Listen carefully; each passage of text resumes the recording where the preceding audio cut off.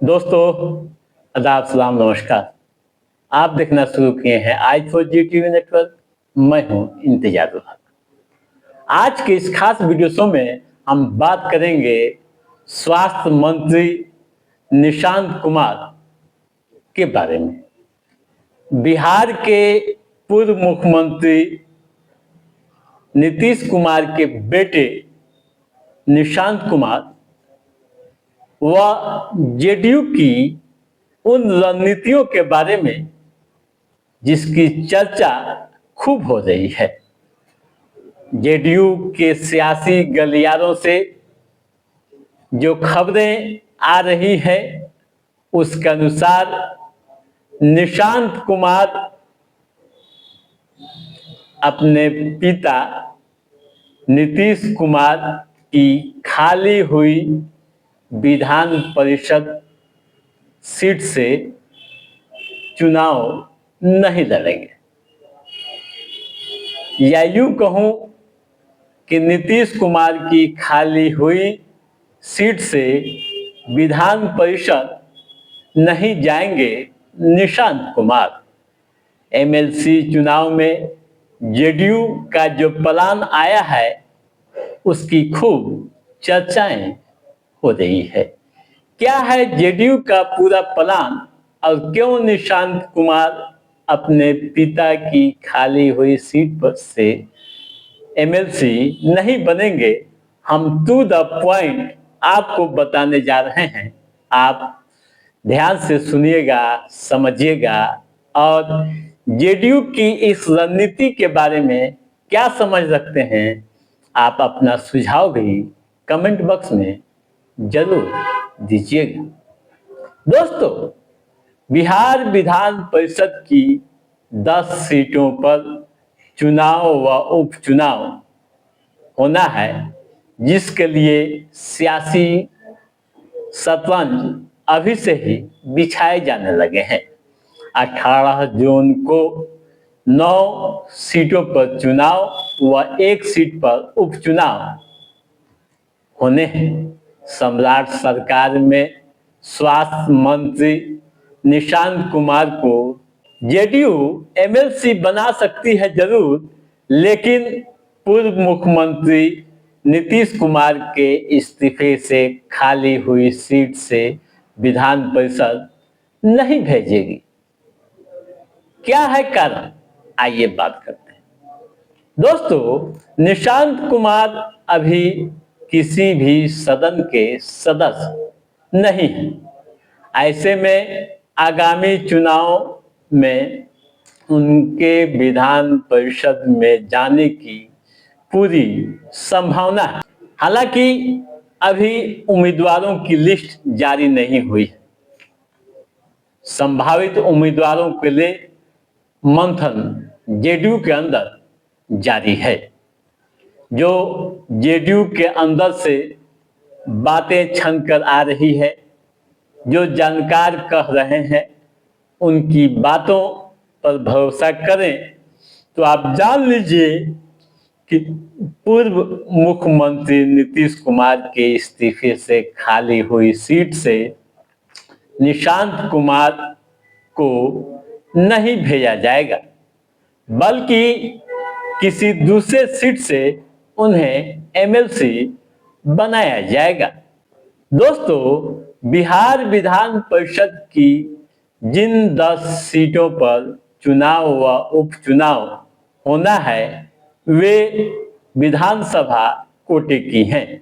इनमें से 7 सीटें अभी सत्ताधारी दल यानी एनडीए गठबंधन के पास है। जेडीयू सूत्रों के अनुसार स्वास्थ्य मंत्री निशांत कुमार को उन 9 सीटों में से किसी एक से प्रत्याशी बनाया जाएगा जिनका कार्यकाल जून 2026 में समाप्त होता है। इससे निशांत कुमार एमएलसी चुने जाने के बाद अगले 6 सालों तक विधान परिषद के सदस्य रहेंगे। दोस्तों, इस प्लानिंग के पीछे भी कई रणनीतियां हैं जो सियासी जानकार कह रहे हैं, जो राजनीतिक पंडित मान रहे हैं।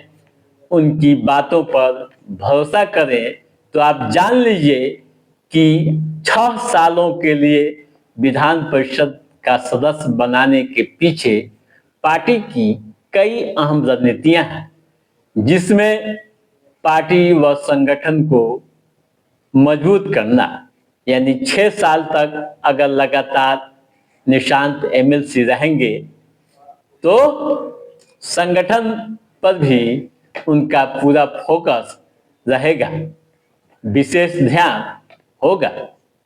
दोस्तों, दूसरी ओर जेडीयू अध्यक्ष नीतीश कुमार के इस्तीफे से खाली हुई सीट से पार्टी के किसी दूसरे नेता को सदन में भेज सकती है। इस सीट का कार्यकाल 4 साल यानी 2030 तक का ही है। जेडीयू से निशांत कुमार के अलावा ललन मंडल व भीषण सहनी के नाम की भी चर्चा हो रही है। हालांकि उम्मीदवारों की final list party chief Nitish Kumar की मुहर के बाद ही जारी की जाएगी। जैसा कि आप जान रहे हैं कि वर्तमान समय में जेडीयू के पास विधानसभा में 85 विधायक हैं। इस लिहाज से 3 सीट पर जेडीयू की जीत तो पक्की मानी जा रही है। दोस्तों, 9 सीटों पर एनडीए की जीत पक्की हो सकती है। महागठबंधन को भी 1 सीट मिल सकती है, यानी महागठबंधन के पास अभी 35 विधायक हैं। 1 सीट के लिए करीब 25 विधायकों का समर्थन होना जरूरी है। बीजेपी अपने सहयोगी पार्टियों को भी सेट करने की कोशिश करेगी। जो चर्चाएं हो रही है उसके अनुसार कुशवाहा की पार्टी को भी 1 सीट मिल सकती है, यानी दीपक कश्यप जो मंत्री हैं वे भी किसी सदन के सदस्य नहीं हैं, उन्हें प्रत्याशी बनाया जाएगा। दोस्तों, बीजेपी को कम से कम 3 सीटें आसानी से मिल सकती है और सबसे बड़ी बात यह कि इस बार बीजेपी में नए चेहरे को मौका मिल सकता है। जो चर्चाएं हो रही है उसके अनुसार नए लोगों को बीजेपी इस बार मौका देगी और सदन में भेजेगी। जो सीटें जून में खाली हो रही है उनमें बीजेपी के पास 2 सीट हैं। 1 सीट मुख्यमंत्री सम्राट चौधरी वाली है और दूसरी सीट संजय मयूख की है। आपको मालूम है कि तारापुर से सम्राट चौधरी विधायक चुने गए, ठीक है। वहीं अटकलें यह भी चल रही है कि संजय मयूख को पटना के बाकुईपुर से उपचुनाव में उम्मीदवार बनाया जा सकता है। नितिन नवीन के राज्यसभा में जाने के बाद बांकीपुर सीट खाली हो गई, ठीक है दोस्तों।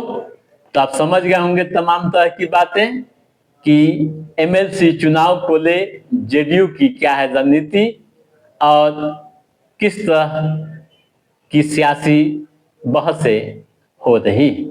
तो दोस्तों, आज के इस एपिसोड में बस इतना ही। कैसा रहा हमारा ये एपिसोड आप लाइक और कमेंट करके हमें जरूर बताइएगा।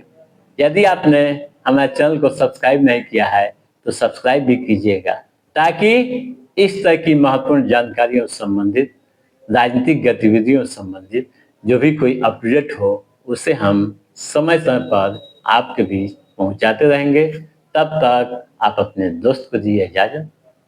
नमस्कार।